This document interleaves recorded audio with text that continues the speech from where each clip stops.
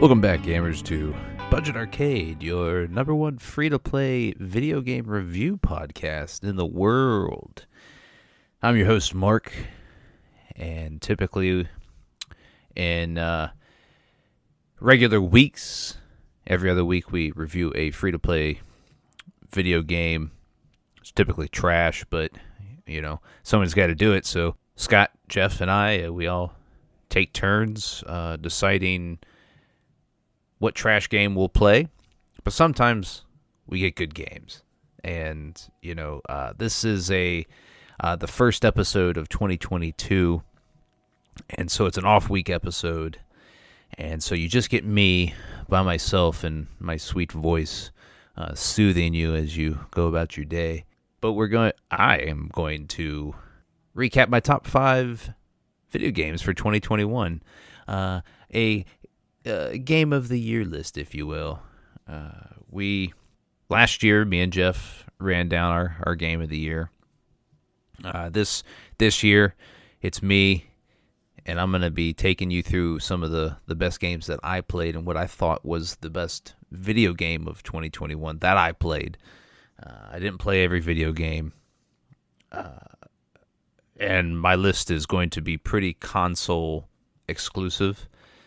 So if you're a PC gamer, please forgive me. But alas, this is my show, not yours. And I will review or play whatever games I want to play and talk about them here. So, ha. Anyways, it's not gonna be a long episode, so don't worry if I anger you too much over my top 5 list. Don't worry, it'll only take you about 15 minutes to get through it. But let's begin. Let's start out. My number 5 game is a game that I just recently completed. It was a late release this year. I think it came out back in October, November. But it is Marvel's Guardians of the Galaxy, and I am well documented on this podcast and on Twitter, where you can find me at I Heard You Liked. Make sure you give me a follow. But I'm well documented in saying that I did not think Marvel's Guardians of the Galaxy was going to be a good game.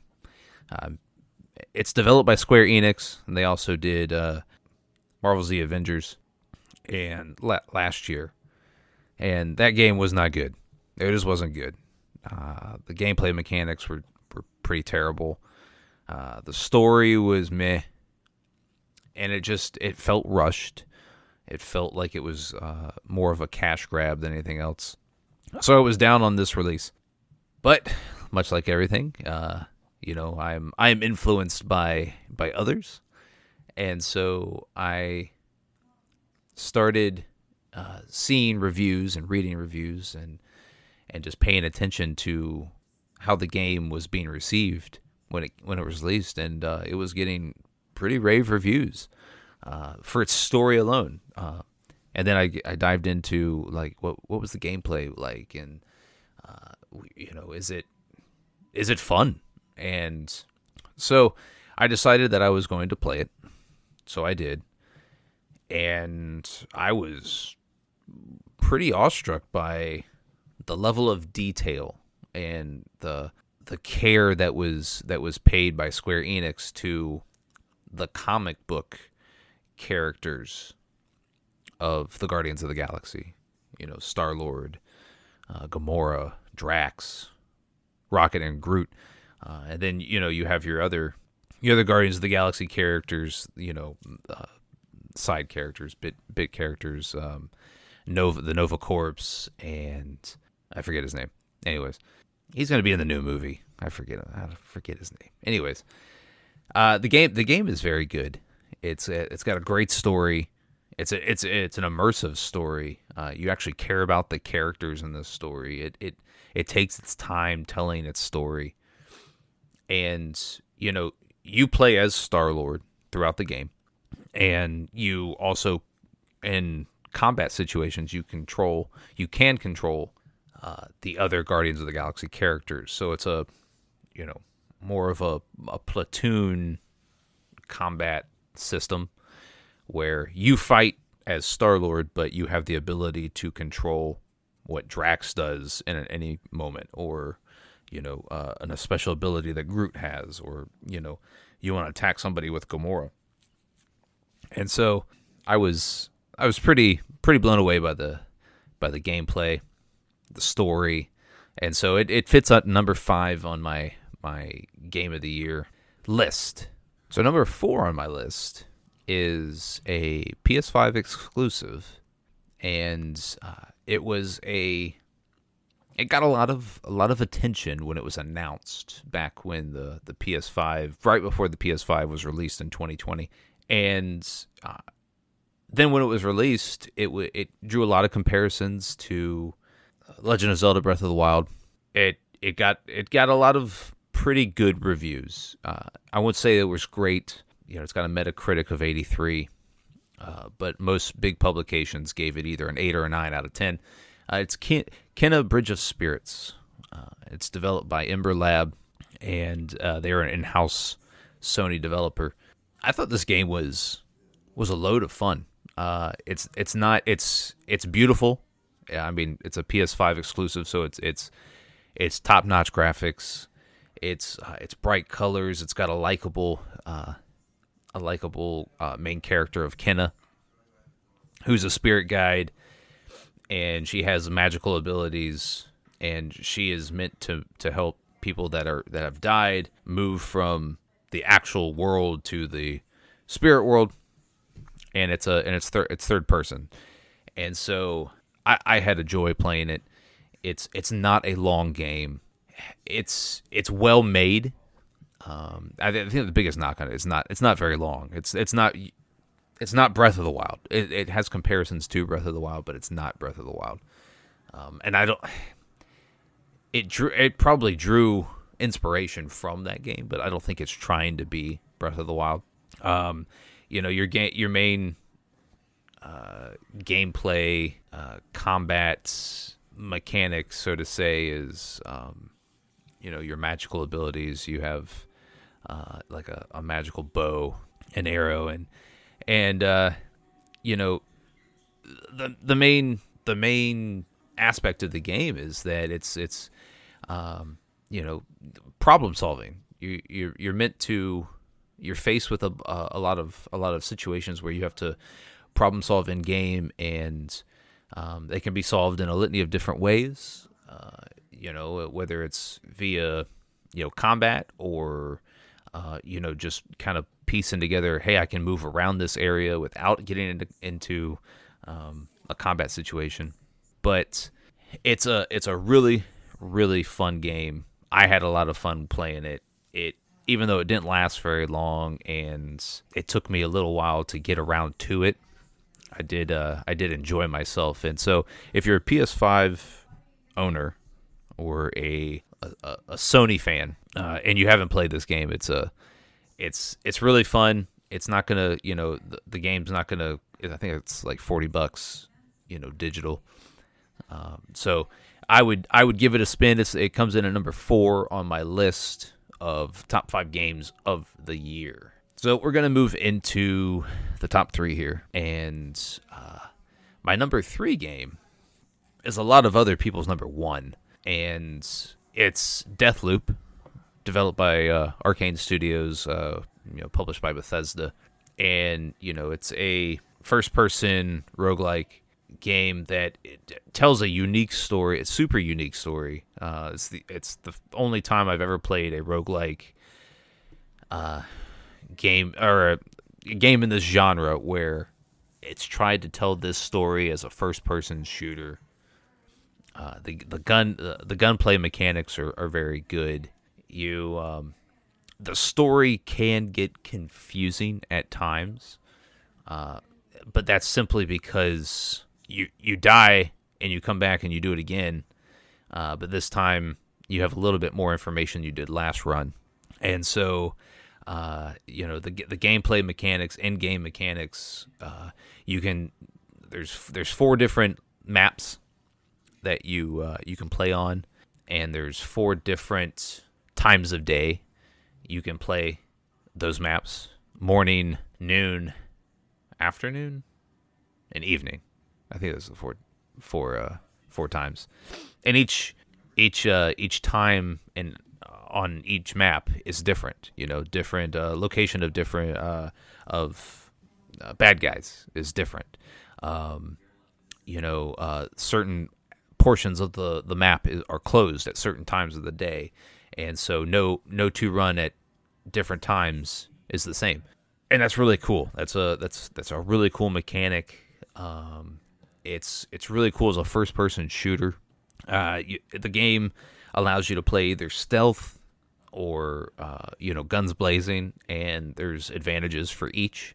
But the game doesn't hold your hand in that aspect. And the story, as you play as Colt, and he's stuck in this time loop, and he's trying to figure out why he's stuck in this time loop and how he got here, and how the story plays out is that there's this machine and this organization that is controlling the time, and it's you got to get to the bottom of it. You got to stop it. You got to try to get out of the time loop, and each run is supposed to unlock some information and just different things that you can carry run to run.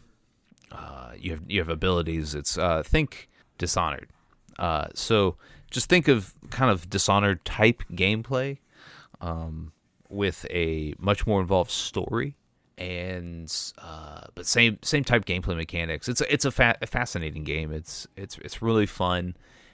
If you can keep the story straight and kind of linear, I think you'll have more fun with it. If things start getting out of hand and confusing as far as the story goes, then I could see where the game would take a step down in fun factor. So it comes in at number 3 on my list. It's available on it's available on the PlayStation and Xbox consoles. I don't think PC or the Switch, but it's number 3. So we're into the top 2 here, and my number 2 game may surprise a lot of people. If you know me at all, I love single player games. I'm a big fanboy of this particular franchise. I'm a big supporter of Ubisoft, who published this game, and it's a game that's developed by Ubisoft Toronto, and it's Far Cry 6. And when I say I had a blast playing this game, man, I thoroughly enjoyed myself. It's like getting on a bike, Once you know how to ride a bike, you can always get on it, and it's like, oh shit, I know how to do this. I know how to play this game. And man, you have a blast. And so Far Cry 6 is no different. The story it's okay. The story's okay. You play as either a male or female character in a Central America, Cuba type setting where you're meant to try to overthrow a dictator, and the story's fine. I don't typically think you play Far Cry games for the story, even though Far Cry 5 had a really good story. Far Cry 6 here, the story's fine. It's the fun factor of playing the game. It dwarfs everything else, and here's no different. Everything is not the same, but the nostalgia from playing all the other Far Cry 5 games, or not Far Cry 5, but all the other Far Cry games, comes back here as well. It's a blast. I had a blast with it. Going around, killing everybody, stealing cars, climbing up mountains, and then jumping off with your wingsuit, parachuting, taking a plane and parachuting in, and different companions that you can grab along the way. You can get a Black Panther that is a companion of yours, a crocodile. The crocodile is probably my favorite. A dog. So The differences between Far Cry 6 and all the other Far Cry games is that you have the ability to set up a base, so to speak, and you can build different parts of the base to get more resistance fighters to an attempt to overthrow the dictator. And then there are also different types of events at different times with the game. And so the last time I played it, there was an event going on where you went and found an NPC on the map, and they allowed you to complete different missions that were only available at that time. And the missions didn't really have anything to do with the larger story, but like one of them was I had to go take down this theme park. The government forces had taken over a theme park, and I had a prehistoric theme park, and I had to go in and get rid of these dudes, grab a package, and then run out with the package. But the package was radiated, and so the longer I spent in the sun, the more it took off my health, and I had to try to make it back to my vehicle with this package. But all the while, I'm trying to dodge, government dudes. I'm trying to stay in the shadows, just because in direct sunlight, it was taking away my health more. Anyways, I'm getting lost in the weeds there, but it's a great game just simply because it doesn't try to reinvent itself. It understands where its bread is buttered, and it understands that people love playing these Far Cry games. And so I don't think there's anything outstanding. Like the game is Far Cry. It's a Far Cry through and through. But it improves on different things. You have a backpack that you wear. It's called a Supremo, and it's kind of like this last ditch weapon that is supposed to help you out, and you get to upgrade it over the game, get different abilities, different guns. It's great. If you haven't played it, I'd highly recommend it. It's Far Cry 6, developed by Ubisoft Toronto. It's out on all of your gaming platforms. So that brings me to my top game of the year. It's the top game that I played. It's a game that I've reviewed for this podcast. If you haven't played it and you're interested in what I thought about it on a broader scale, go back a couple months in the archives and give that episode a listen. But it's Ratchet and Clank Rift Apart, and it's developed by Insomniac. It's a PS5 exclusive. It is a showcase for the PS5. I said it when I played it. It came out over the summer, and when it came out, I knew it was Game of the Year. It's polished. It's beautiful. The gameplay mechanics are awesome. It's chaotic but not messy. It's it's scatterbrained, but it tells a coherent story. It is everything that you want in a console exclusive. It's everything you want in a Game of the Year contender. It's everything you want in a platformer, a 3D platformer, and it's got a ton of heart. I wish Jeff was here. He'd tell you all about heart, but it's got a ton of it. It's a Ratchet and Clank game, so you already know what you're getting into when you play it. But the improvements that are made for this game over all the other Ratchet and Clank games are just top notch. Insomniac went above and beyond with Rift Apart, and so it's a showcase. And I'm not gonna dive super deep into the story here. I mean, I don't need to. You can go back and listen to my thoughts on it in the other episode. But I don't know if there's gonna be another game as fun that looks as great and plays as well as Ratchet and Clank Rift Apart on the PS5. I don't know. If there's going to be, man, it's going to be great. Is because everything about this game is top notch, and if you haven't played it, it's a joy to play.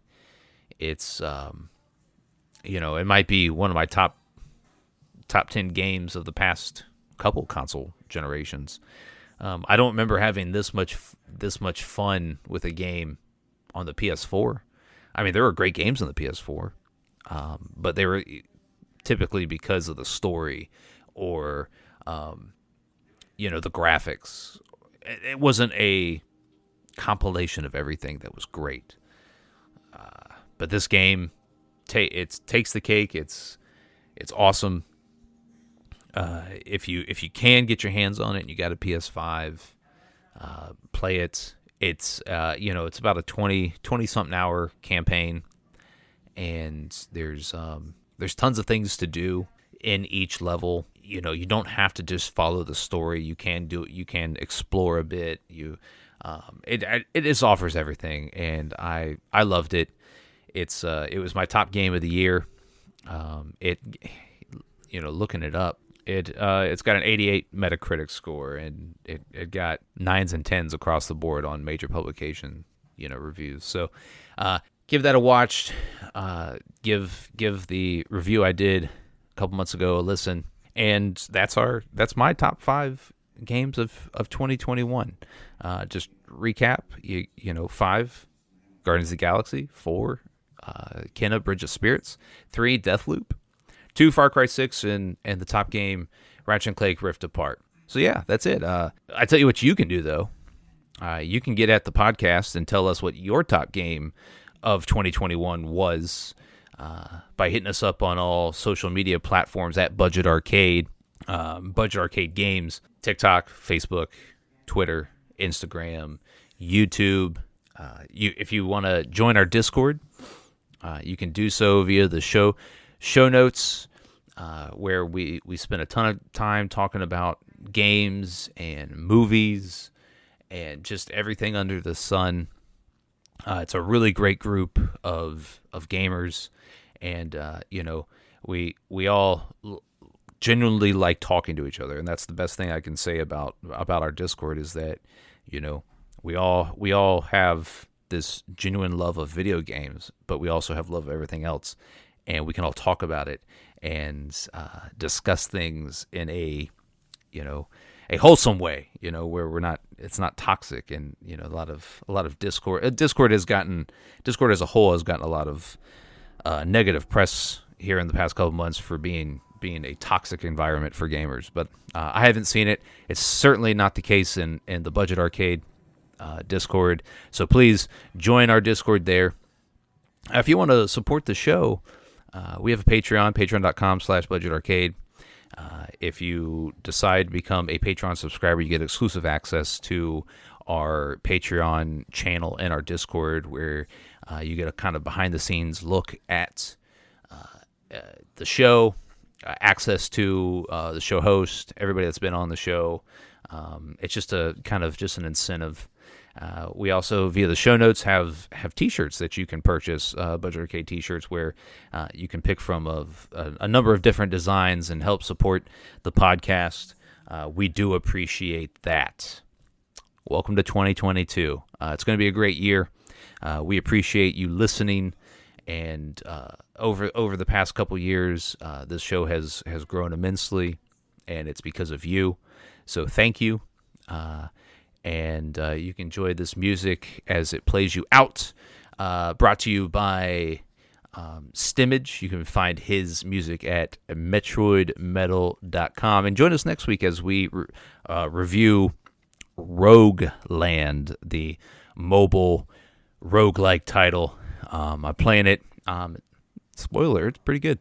And so I'm looking forward to Jeff and Scott poo-pooing on it. But join us next week as we review that, and we'll catch you next time.